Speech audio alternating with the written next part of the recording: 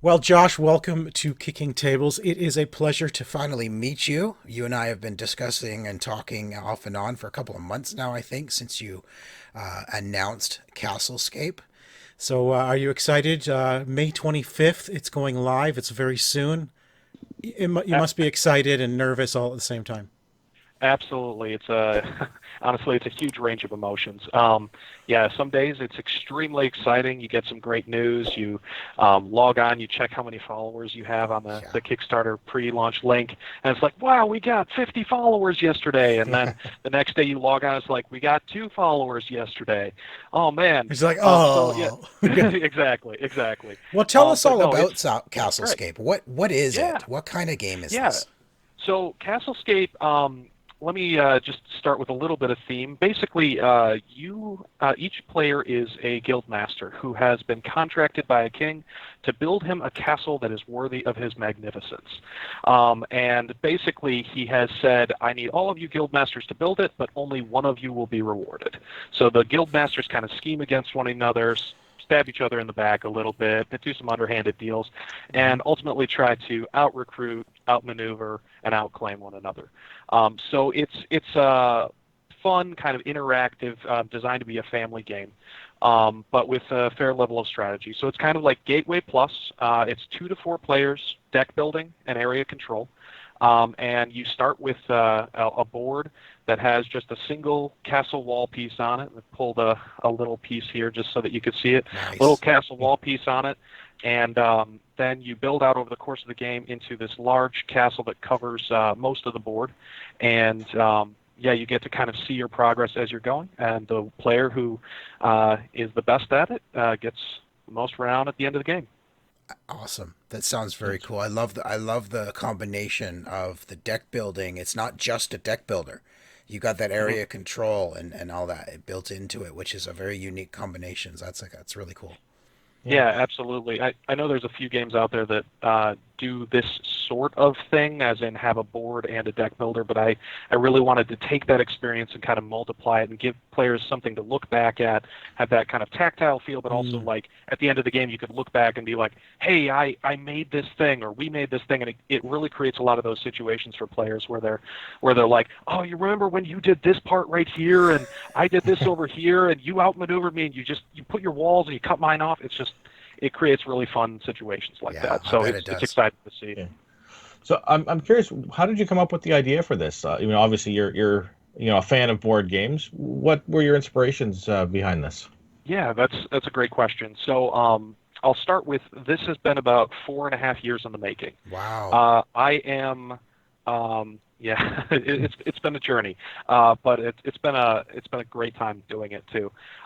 So way back when I loved Age of Empires. I grew up playing a lot of Age of Mm-hmm. Empires 2, Yeah. and I loved building castles and walls and walling off my territory. For anyone who's played those games, that was just like a huge inspiration for this.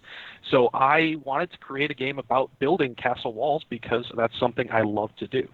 And played more video games growing up, and then I started playing board games probably around the time I turned 12, but then really got into it later, 15, 16, 17. And I never found a game that really scratched this itch. So Okay. eventually I wanted to make my own game here. And yeah, we just kind of went from there. So I took a lot of inspiration from Age of Empires originally, Okay. but I also made this game what I wanted Dominion to be. So Okay. in Dominion, you have you have all these really cool cards in your deck building, but Yep. then you also have to buy these duchies, these estates, these provinces, all the point cards that go in your deck, and then your deck is just kind of dead whenever you draw those cards, right? Right. Yeah. So I created this game because I wanted to actually do something with those cards. Okay. So any of those cards in these decks, I actually had you put physical pieces on the board, and that's how you'd get points. It wasn't just like I Yeah. have a 6 point card in my deck.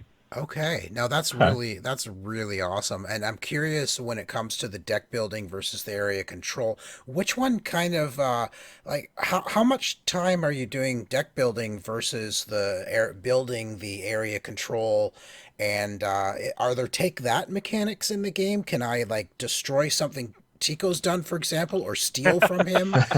What kind of balance is there between the different kinds of actions you can take? Yeah, absolutely. So the engine for the game itself is deck building. So how you take all of your actions is through the cards you play during your turn. However, basically the idea is that the focus of the game is the board itself. Okay. So you play the cards to give you the engine that you need to manipulate the board. As far as things like take that mechanics and player interaction, I really wanted this to be the game that kind of redefined how player interaction works with a lot of deck builders. Okay. So a lot of them are either like solo solitaire games. That's kind of a genre I'd put Dominion into, with the exception of a few cards. Clank, there's a little bit of like interaction between players, that sort of thing, if you played that. Yeah. But I really wanted this to be about outmaneuvering other players, but I also tried really, really hard to make it as indirect of a conflict as possible. So there's very few ways in the game that you can actually just like say, hey, I hate what you're doing and I don't want you to do it. Like you can to a certain extent with how you build your castle. For instance, if you've played Carcassonne, it's got a similar sort of feel, like if I wanted to, I could mess with your city, that sort of thing. But it's not so much kind of like a targeted, I don't like what you're doing, so I'm just going to attack you for the rest of the game. So it's really more just competition. Yeah, Okay. competition. I tried to make it as healthy of a competition as I could. Okay, that's fair. Yeah. So, talk to me a little bit about the strategy. Are you placing castle pieces every turn, or is it just depending on the cards that you happen to have? And how quickly do you want to get those pieces out there? Yeah, absolutely. So there are three main resources in the game. The most common one, like other deck builders, is gold. So gold just lets you purchase other cards. When you place walls, there are cards that give you the ability to place walls. So when you draw those, definitely has an effect on how quickly the board kind of rolls out. And you have the ability to purchase more of those. So the game can vary a little bit in length and kind of depth of strategy based on how many cards people are buying that give them the ability to build walls. The third resource in the game are your guild's recruits. So recruits exert your influence on the game board, and the basic idea is that you can build the castle in whatever way you want, but it doesn't matter if you build it, it's who gets to claim credit for building it. So your recruits are placed on the board to kind of like station and exert your guild's influence. And if you're clever and you have recruits at the right time or walls at the right time, you can build around your opponent's recruits and get your recruits to basically, you want your recruits to end up on top of walls. They've got these little areas on top of the wall here where you can set a wooden cube inside, and those are your recruits. So you want to get yours on top of the wall, avoid your opponents, and then from there you kind of outmaneuver your opponents, as it were. Well, for a first-time player, for someone who is getting into it for the first time, what kind of strategies would you recommend they look at? What should they concentrate on in the first few rounds of the game? Yeah, absolutely. So the game has some mid-game goals. It also has some end-game goals. So if you've played something like Ticket to Ride, for instance, you have the ticket stubs that tell you what routes you want to get, and those kind of help newer players. All right, I want to go here and do these things. In CastleScape, I have the same sort of mechanics. So we have what are called contracts. Okay. And those contracts are like claim 4 Baileys over the course of the game, or end the game with 5 recruits on the game board, that sort of thing. So you can kind of tailor your strategy to what your contracts are. There's also mid-game goals that are ways to get bonus points as well, and those are basically another incentive for players to kind of try out different strategies. So I would recommend to new players to look at your contracts, look at the goals that are out there, and try and come up with a strategy that completes at least 1 or 2 of those things, and you can kind of get a feeling for the game. So are those secret goals? The contracts are secret. The mid-game goals are public objectives. So your contracts that you get at the beginning, do you get more, or are you just given contracts at the beginning and that's you are it? dealt 4 at the beginning of the game. Okay. You get 2 to keep. and you can buy more over the course of the game. Oh, So interesting. in CastleScape, rather than the ability to just straight up purchase points, like a lot of deck builders have a card that you can just purchase points, Yeah. I have the ability to purchase additional contracts from the game. And will those contracts give you end game points as well for completing them? Is that the idea? They will, correct? Okay, Yes. awesome. Very cool. Is there a Yeah. negative to not completing a contract? No, no. So through a lot of playtesting, I found that the contracts are random enough that they give you a lot of incentive for completing them. But if you punish players for not doing them when it's sometimes out of their control, Then they don't buy them. they don't buy them, or it's just a feel bad mechanic. And I Yeah. tried to remove as many feel bads from this game as I could. That's awesome. Well, and speaking of playtesting, how different is the game that you're hitting Kickstarter with versus what you started with? I'm curious, like games always change through playtesting I mean, it's been 4.5 years. How different is CastleScape from your original vision to what it is today?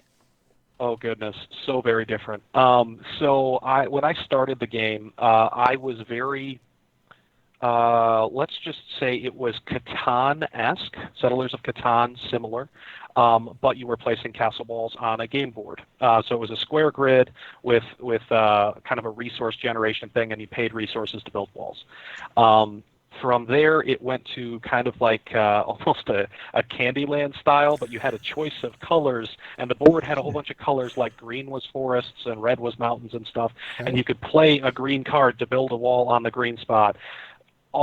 Needless to say, there have been, I believe, 6 or 7 major revisions to the game, as in like complete overhauls of how the entire game functions. Right. It was probably the 4th or 5th major overhaul where it became a deck builder, and then there were 1 or 2 more major ones after that that really refined how that deck builder influenced the game. Okay. Beyond that, it's been, I probably have done 50 to 100 iterations somewhere in there. We've done close to 200 play tests with over 100 unique play testers at this point. So the deck building part wasn't even there at the beginning. Oh, definitely not. No. Wow. No. So Yeah. at what point did you realize this is it? Like, how did you, what was it like to say, oh man, I think this is it. I'm not changing anything now. We've got it. This is a winner. Yeah, so that kind of happened when